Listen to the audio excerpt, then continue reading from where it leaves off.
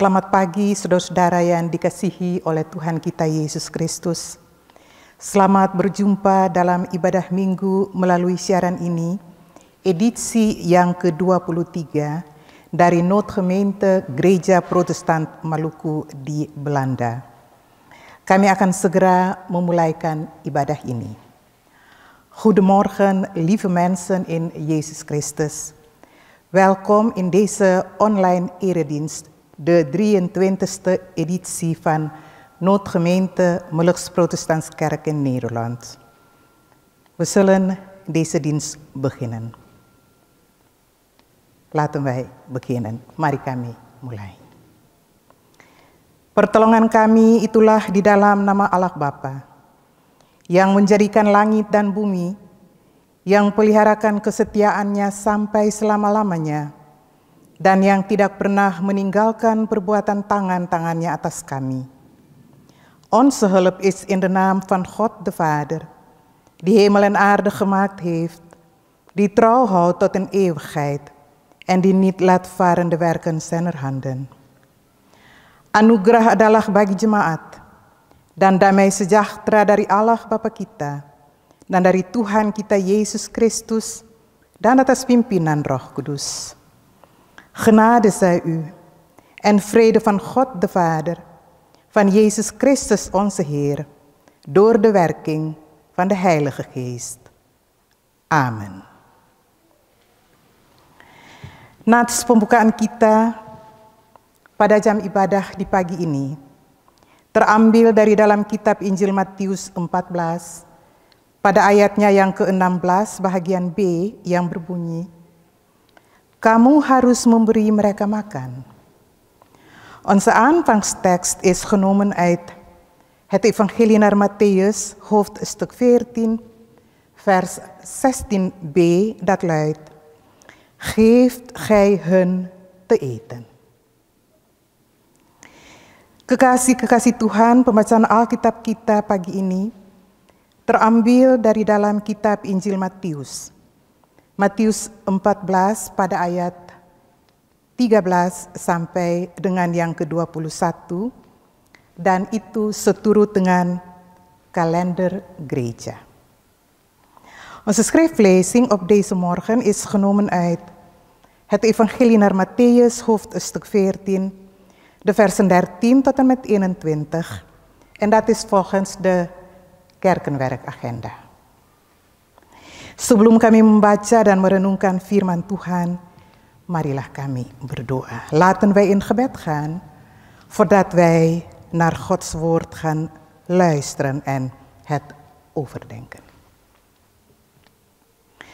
Allah yang Maha Murah, dengarkanlah doa kami, dan terangilah hati kami dengan Roh-Mu yang kudus, supaya firman-Mu dapat masuk dan berdiam dalam hati kami, dan kami percaya kepada firman-Mu, supaya kami dapat mengasihi Engkau dengan kasih yang tidak binasa dalam Yesus Kristus Tuhan kami.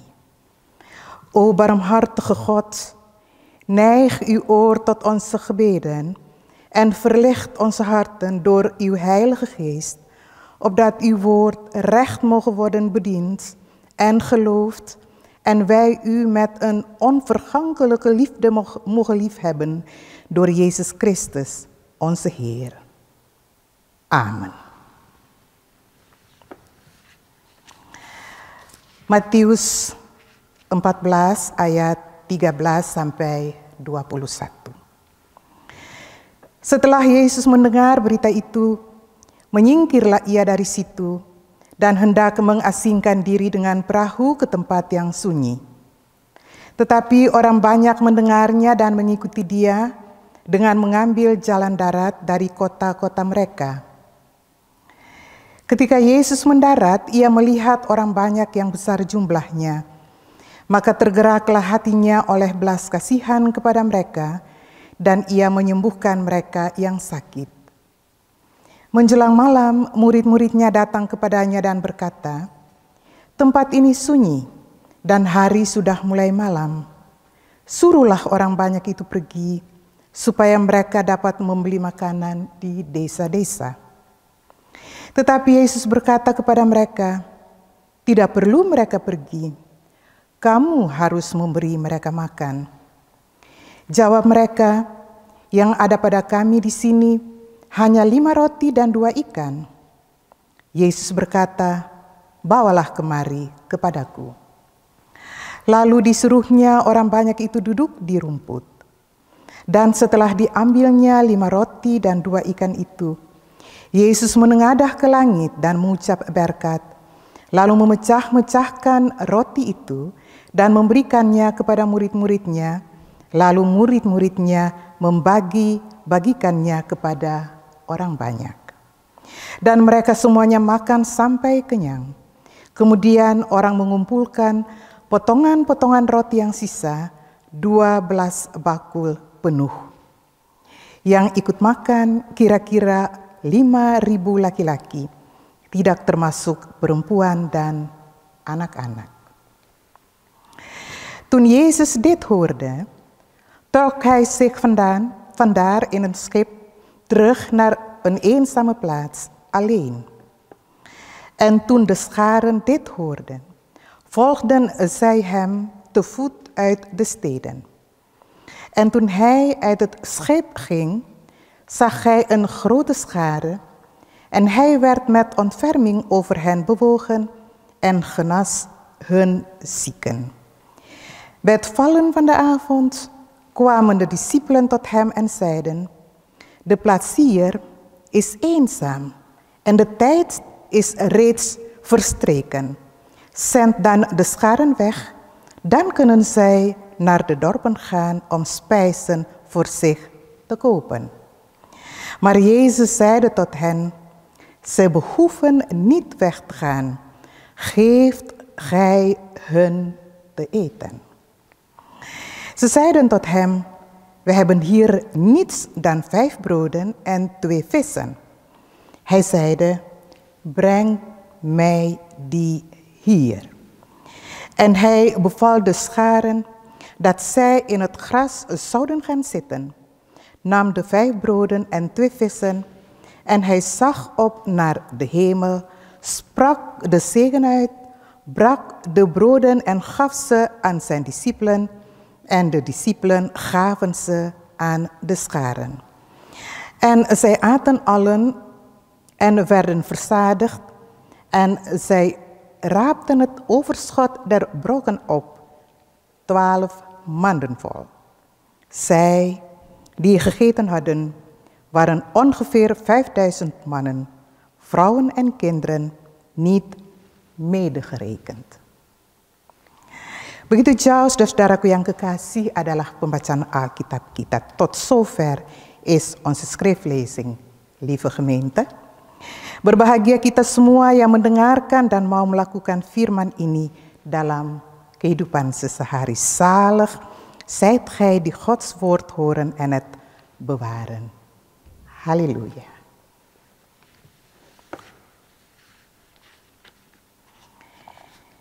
Saudara-saudara jemaat yang dikasihi oleh Tuhan kita Yesus Kristus. Apa yang akan kita buat kalau suatu kesusahan menimpa orang kekasih kita? Kalau kita melihat orang-orang muda yang terbunuh, apa yang akan kita buat? Kita melihat akhir-akhir ini, jikalau peristiwa seperti itu terjadi, maka ada demonstrasi di mana-mana untuk menunjukkan adanya ketidakadilan. Orang sibuk, orang mulai tunjuk aksi dan reaksi mereka. Itulah keadaan dunia ini.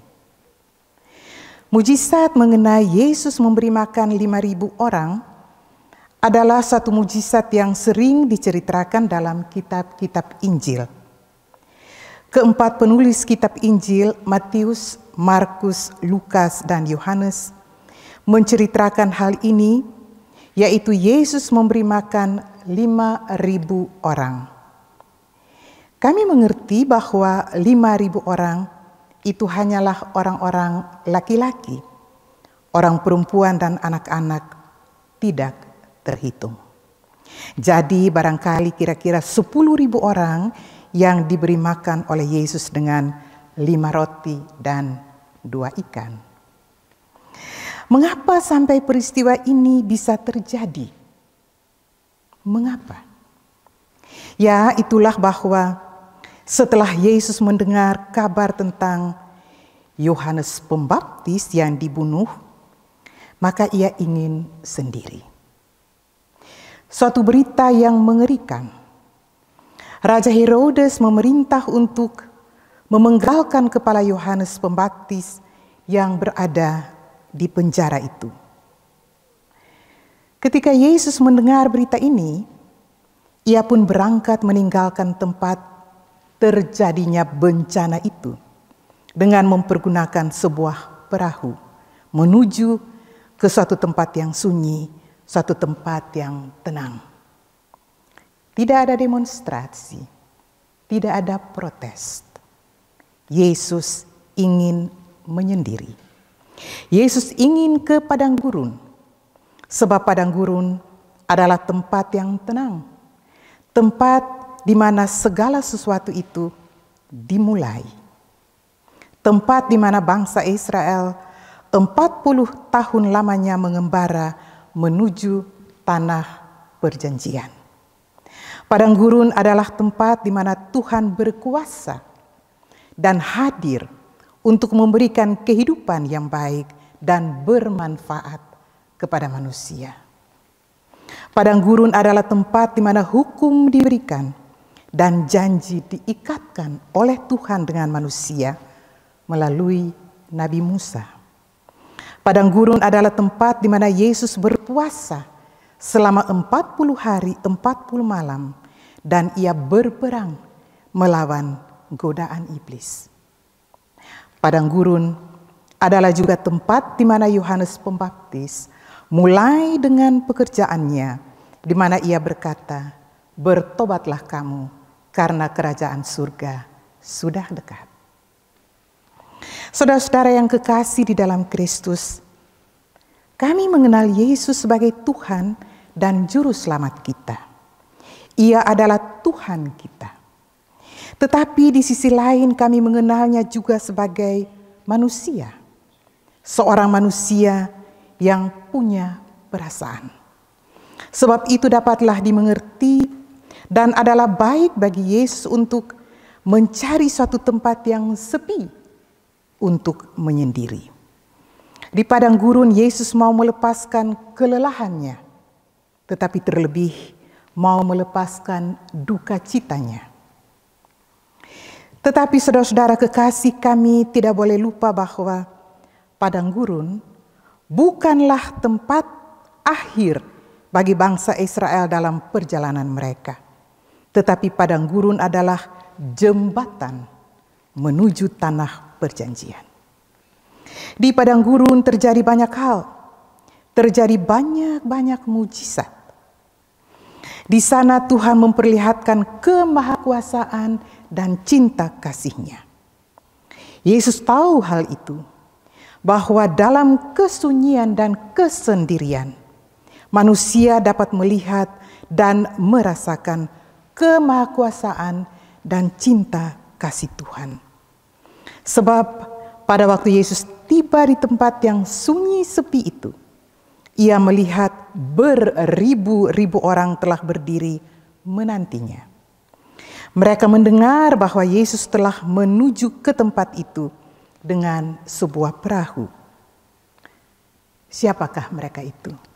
Ya, siapakah mereka itu, saudara-saudaraku yang kekasih? Itulah orang-orang yang rindu mendengar firman kebenaran. Mereka begitu rindu akan cinta kasih Tuhan, rindu akan kepedulian Tuhan dengan mereka. Bukan hanya kepedulian tubuh badani yang mereka perlu dari Tuhan, tetapi terlebih kepedulian tubuh rohani yang dapat memberikan kepada mereka ketenangan dan kedamaian. Ya, hal ini sangat dimengerti oleh Tuhan Yesus. Sebab di sana di padang gurun itu berdiri orang-orang. Orang-orang tua, orang-orang muda, juga anak-anak dengan tangan yang hampa, dengan tatapan mata yang kosong, dengan bahu-bahu yang berat. Mereka memandang kepada Yesus, mereka mencarinya, mereka memerlukan sesuatu, dan sesuatu itu hanya mereka bisa peroleh dari Yesus Kristus sendiri. Ayat 14 pembacaan kita bilang, ketika Yesus mendarat, ia melihat orang banyak yang besar jumlahnya. Maka tergeraklah hatinya oleh belas kasihan kepada mereka, dan ia menyembuhkan mereka yang sakit. Saudara-saudara, istirahat, menghilangkan kesedihannya karena kematian Yohanes Pembaptis, itu harus Yesus lupakan. Itu harus Yesus tinggalkan. Mengapa? Orang-orang ini memerlukan bimbingan dan kepedulian rohani. Jiwa mereka harus mendapatkan pertolongan. Jiwa mereka haus akan kebenaran firman Tuhan. Mulailah Yesus memberitakan kebenaran firman Tuhan kepada mereka. Lewat pemberitaan firman ini, maka mereka dapat menimba harapan, kepercayaan, kedamaian, dan cinta kasih. Meskipun banyak dari mereka yang sakit secara tubuh, tetapi mereka telah menjadi kuat dan sehat secara jiwa, secara rohani, secara iman. Ya, saudara-saudaraku yang kekasih, Yesus menyembuhkan yang sakit. Tetapi saudara, Yesus juga menaruh perhatian pada kepedulian sehari mereka, yaitu soal makan. Jikalau tiba waktunya untuk makan karena hari sudah mulai malam, Yesus pun berkata kepada murid-muridnya, "Kamu harus memberi mereka makan." Yesus peduli dengan mereka. Ia sayang kepada mereka. Tetapi saudara-saudara, murid-murid punya usul yang lain. Apa usul daripada mereka? Suruhlah orang banyak itu pergi. Biarlah mereka mencari makan sendiri. Mereka harus mengurus diri sendiri. Saudara-saudaraku, kalimat ini tidak asing lagi di telinga kita. Kalimat yang sudah biasa didengar dalam kehidupan sehari-hari. Kami dapat mengerti memang keadaan murid-murid itu. Mana mungkin mereka harus mengurus makan orang banyak ini. Tetapi Yesus tidak setuju dengan usul murid-murid itu. Kamu harus memberi mereka makan, kata Yesus. Tentu murid-murid menjadi kaget dan tidak bersetuju. Apa yang harus kami buat dengan orang sebanyak ini? Seakan mereka berkata, apakah kami ini penjaga dan pengurus orang banyak ini? Mengapa kami? Kami tidak punya apa-apa dan kami tidak bisa buat apa-apa. Apa yang kami punya hanyalah untuk kami dan tidak bisa dibagi. Apakah artinya 5 roti dan 2 ikan untuk orang sebanyak ini? Ya jemaat, kedengarannya tidak asing lagi bagi kita. Maaf, aku tidak bisa membantumu. Aku memang punya, tetapi tidak bisa kubagikan denganmu. Saudara-saudaraku yang kekasih di dalam Tuhan Yesus Kristus, hidup ini tidak mudah. Dia perlu perjuangan. Tentu semua orang harus berjuang untuk kelangsungan hidupnya. Kadang kami merasa tidak cukup atau malah juga tidak puas dengan apa yang kami punya. Kita juga dapat berpikir bahwa tidak mungkin dengan 5 roti dan 2 ikan dapat menghilangkan lapar ribuan orang ini. Apa artinya setitik air pada satu tempat atau sepotong tanah yang kering? Tidak punya arti.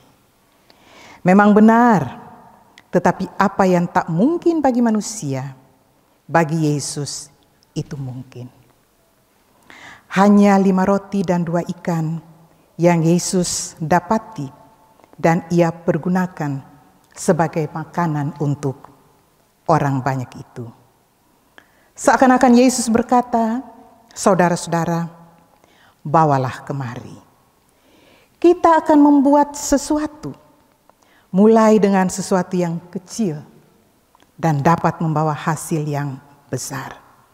Baiklah, kita lebih dahulu berterima kasih bahwa meskipun hanya 5 roti dan 2 ikan, tetapi kita masih mempunyai sesuatu. Saudara-saudaraku yang kekasih, Yesus mengajarkan kita untuk janganlah terlalu mengharapkan sesuatu yang besar, sesuatu yang banyak, tetapi belajarlah bersyukur dengan apa yang kita punya, meskipun kecil atau sedikit. Janganlah cepat mengeluh dan hilang pengharapan karena merasa kurang atau merasa tidak cukup. Karena yang kecil, yang sedikit, jikalau diterima dengan sukacita, dia akan menjadi berkat dalam hidup ini. Kadang, kalau kita punya banyak, maka kita akan menjadi tidak puas. Kita malahan mau lebih banyak dan lebih banyak lagi.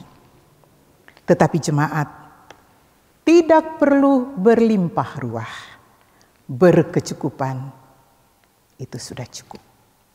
Karena meskipun sedikit, kecil, tetapi kalau kita terima bahwa itu selaku berkat Tuhan dan kita menerimanya dengan tanda syukur, maka dia akan membawakan sukacita dan kepuasan dalam hidup ini. Yesus meminta berkat dari Allah Bapanya dan memecahkan roti-roti dan ikan-ikan itu dan semakin berlimpah dan banyak jumlahnya. Ia menolong orang banyak dan orang banyak itu saling menolong seorang akan yang lain. Maka berakhirlah kekhawatiran itu. Tetapi bagaimana dengan keadaan dan kenyataan dunia sekarang ini, saudara-saudara? Tanda-tanda mujizat atau tanda-tanda heran tidak lagi terjadi sekarang seperti waktu Yesus masih berada di dunia ini. Dan apa yang dapat kami buat untuk membantu orang lain? Waktu-waktu ini di seluruh dunia, waktu corona krisis, kami melihat bahwa orang beta mesti bilang orang sibuk untuk saling menolong seorang akan yang lain. Pemerintah menolong rakyat dengan memberikan peraturan dan advis untuk hidup dengan baik dan sehat dalam arti mengikuti peraturan pemerintah untuk mencegah coronavirus yang dapat menjalar dengan cepat. Jarak 1,5 meter dan masker yang dipakai adalah juga tanda dari saling membantu seorang akan yang lain dalam pencegahan coronavirus. Dan saudara-saudara kekasih, apa yang kami sebagai orang Kristen dapat buat untuk menolong orang lain? Baiklah, kami saling mendoakan supaya dalam keadaan apapun manusia berada, mereka tetap dapat melihat titik-titik terang sebagai berkat Tuhan yang Tuhan berikan dalam kehidupan mereka. Geliefden in Jezus Christus, wat doen wij als wij zien dat het kwaad goede mensen treft? Als wij zien gebeuren dat jonge mensen worden vermoord, dan demonstreren mensen hier en daar. Ze eisen de gerechtigheid. De wonderbare spijziging is een van de wonderen die in het evangelie vaker wordt verteld.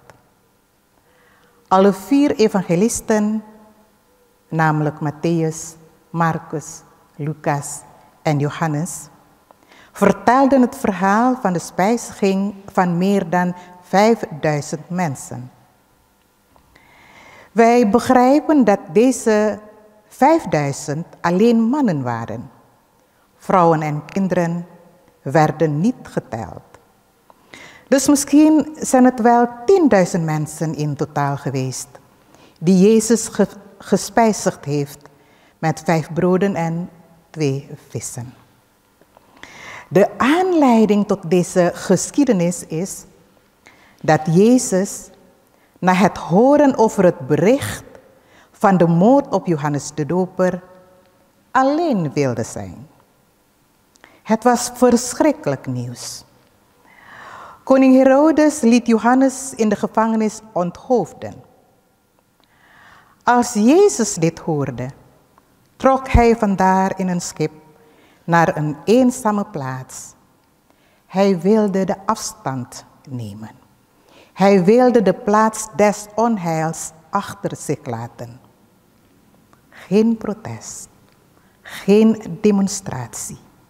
Hij wilde de woestijn in, want de eenzame plaats is de woestijn. De woestijn is de eenzame plaats waar het allemaal begonnen is.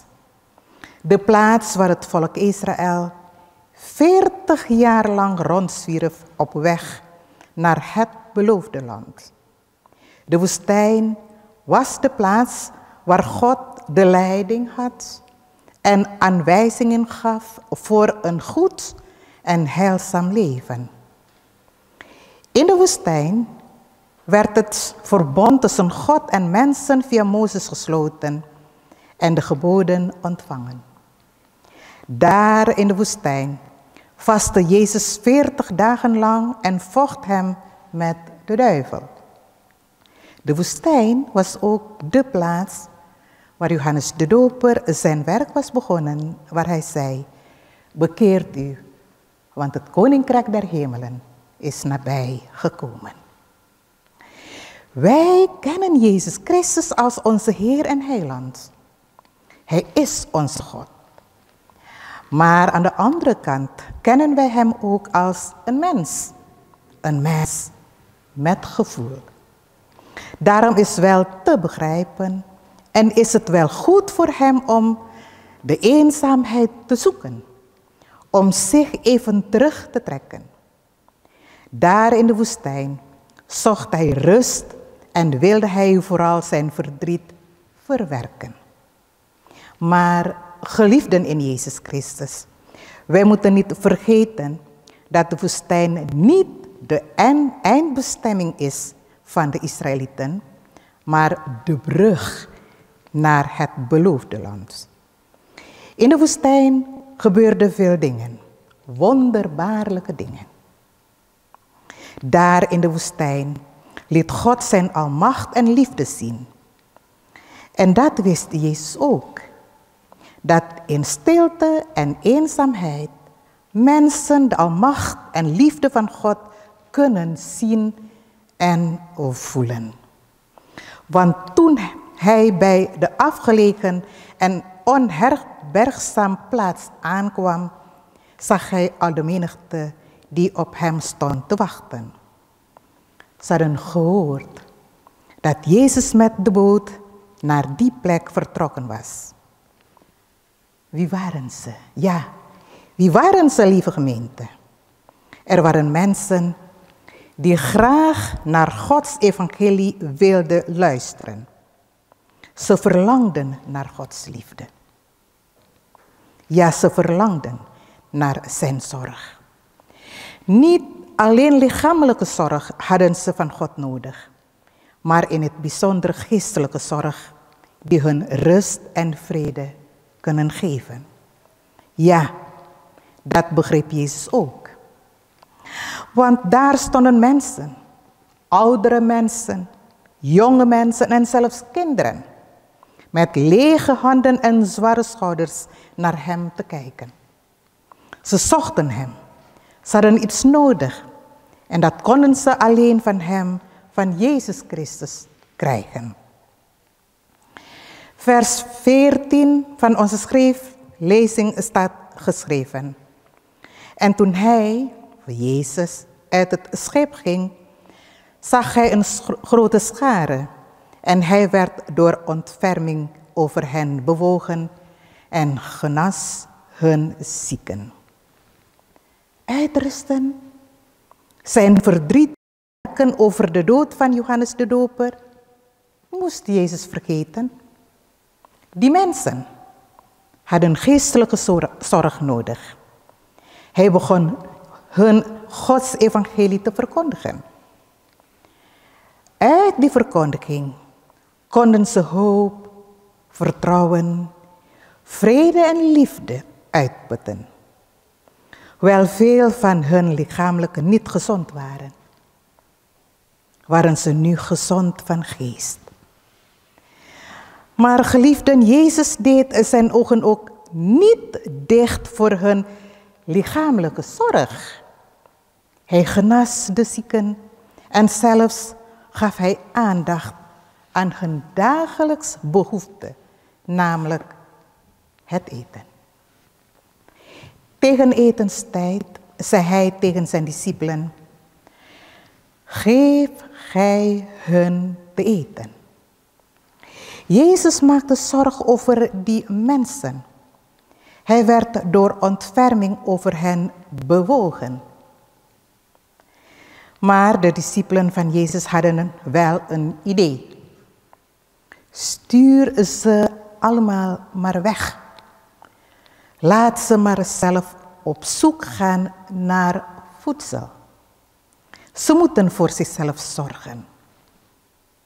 Het klinkt bekend in onze oren. Het is normaal in het leven van alle dag. We kunnen ze wel begrijpen. Want hoe moeten ze het eten voor zoveel mensen kunnen zorgen? Maar Jezus keurde het idee van de discipelen af. Het was echt een slecht idee. Jezus zei: geef gij hun te eten. Dat is schrikken, natuurlijk. Wij, wat moeten we doen met die menigte? Ze zeiden als het ware tegen Jezus Christus: zijn wij dan hun hoeden? Waarom wij? We hebben niets. We kunnen toch niets. Wat we hebben is alleen voor ons en niet om uit te delen. We hebben wel wat, maar wat is 5 broden en 2 vissen voor die menigte? Ja, geliefden, het klinkt bekend. Sorry, ik kan je niet helpen. Ik heb het wel, maar dat is alleen voor mijzelf. Geliefden in Jezus Christus, het leven is niet gemakkelijk. Het leven is een strijd. Natuurlijk moet iedereen voor zijn of haar leven vechten. Soms zijn wij niet tevreden met wat wij hebben. Het is weinig, het is niet genoeg. Ik wil nog meer en nog meer hebben. Wat moet je dan doen met 5 broden en 2 vissen? Voor die duizenden mensen. Wat heeft het nut, een druppel water op een droge grond? Ja, inderdaad. Maar wat onmogelijk is voor de mens, is voor God altijd mogelijk. Er waren alleen maar 5 broden en 2 vissen te vinden, die Jezus als voedsel kon gebruiken om de menigte eten te geven. We gaan er toch iets mee doen. Een klein begin kan grote gevolgen hebben, zei Jezus. Hij vroeg de zegen van zijn hemelse Vader en brak die broden en vissen en ze waren vermenigvuldigd. Hij hielp die mensen en ze hielpen elkaar ook. De zorg is voorbij. Maar wat is de realiteit nu in deze wereld, lieve gemeente? Wonderbaarlijke dingen gebeuren toch niet meer zoals toen Jezus nog op aarde was. En wat kunnen we meer doen om anderen te helpen? De laatste tijd, de tijd van de coronacrisis, zien wij dat iedereen bezig is om toch elkaar te helpen. De regering helpt het volk met advies om goed en gezond te leven in de zin van volg de regels om de coronavirus te voorkomen. 1,5 meter afstand houden en een mondkapje dragen is ook een teken van elkaar helpen. En lieve mensen, wat doen wij als discipelen van Jezus Christus om anderen te helpen? Laten we elkaar helpen in het gebed. Zodat in welke situatie mensen ook mogen belanden, ze toch een lichtpuntje kunnen zien als de zegen van God die hun leven kan verlichten. Amen. Kami akan masuk dalam doa. Mari kami berdoa. Allah yang Maha Kuasa, Engkau yang kami panggil Bapa dalam anak-Mu Yesus Kristus. Di minggu pagi yang indah ini, kami datang kepadamu Tuhan. Kami mau berterima kasihkan Engkau untuk kesempatan yang indah ini, di mana kami selaku anak-anak dari satu Bapa dapat bertemu dengan Engkau. Tidak ada jarak yang dapat memisahkan dan menghalangi kami untuk secara bersama bertemu dengan Engkau, untuk bersama mendengarkan dan merenungkan firman-Mu, ya, bersama sehati sepikir menghampirimu dalam doa. Sebab melalui siaran ini, kami di sini dan mereka yang di sana dapat bersama beribadah. Terima kasih atas perlindungan dan penjagaan, berkat cinta kasih dan anugerah-Mu Tuhan kepada kami di bulan yang telah berlalu. Dan kami minta hal yang sama berlaku bagi kami di bulan yang baru ini. Orang-orang tua kami, saudara-saudara kekasih kami, dalam keadaan apapun mereka berada, sehat atau sakit, anak-anak muda, anak-anak cucu kami yang sedang berlibur sekolah, kami mohon Tuhan beserta dengan mereka. Begitu juga dengan kekasih-kekasih kami di tanah air kami Maluku, kiranya penjagaan dan perlindungan, berkat cinta kasih dan anugerah Tuhan ada dengan mereka.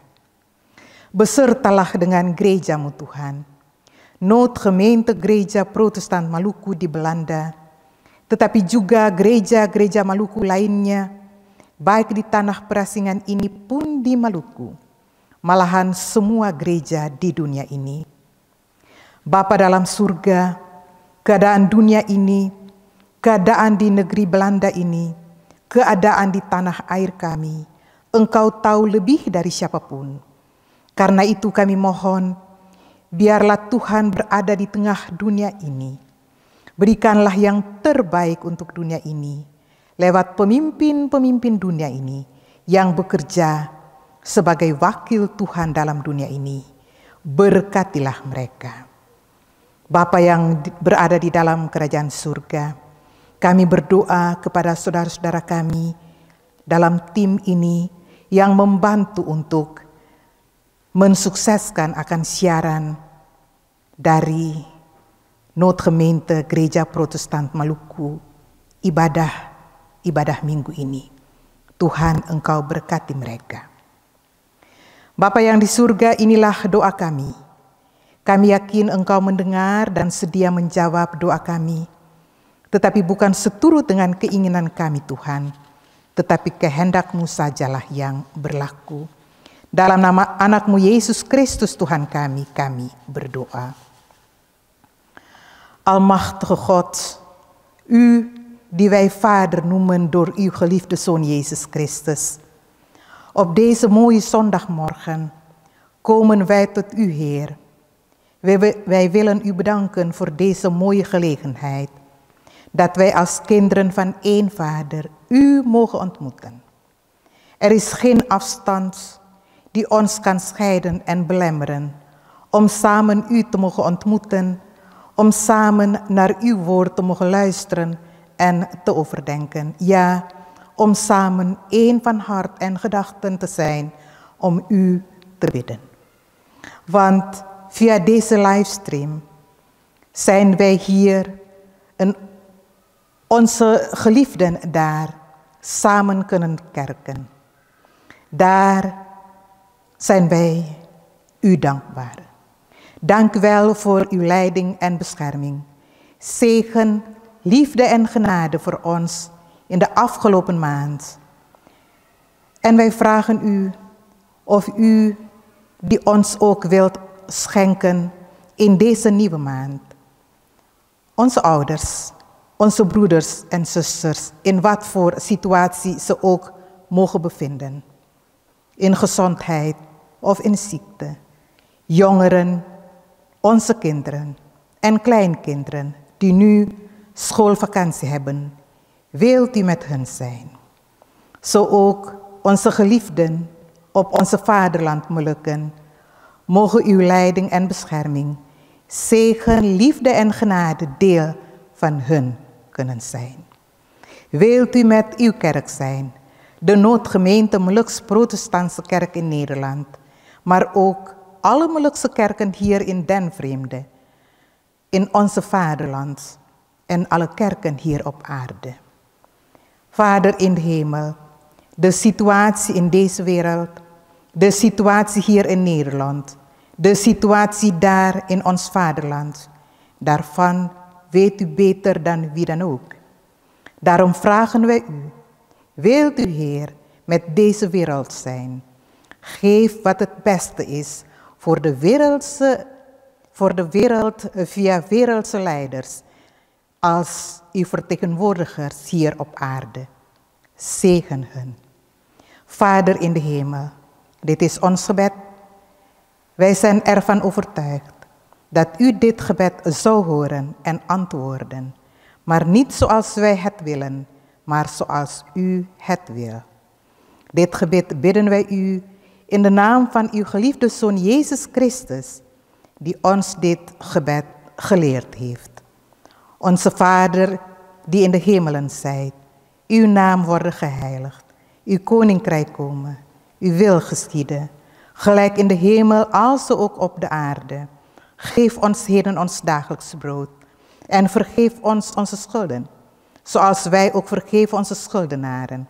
En leid ons niet in verzoeking, maar verlos ons van de boze.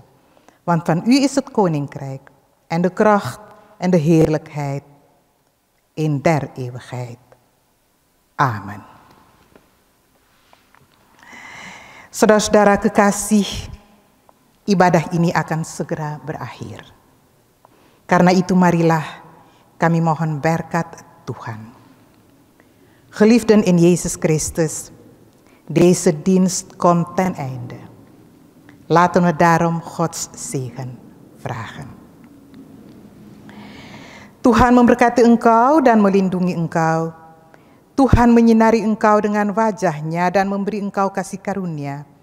Tuhan menghadapkan wajah-Nya kepada engkau dan memberi engkau damai sejahtera. De Heere zegene u en behoede u. De Heere doet zijn aangezicht over u lichten en zijn genade. De Heere verheffen zijn aangezicht over u en geven u vrede. Amen. Beta ucapkan saudara-saudara sekalian punya selamat hari Minggu dan sampai bertemu kembali. Ik wens u allen een fijne en gezegende zondag toe. Tot weerziens. Dank u wel.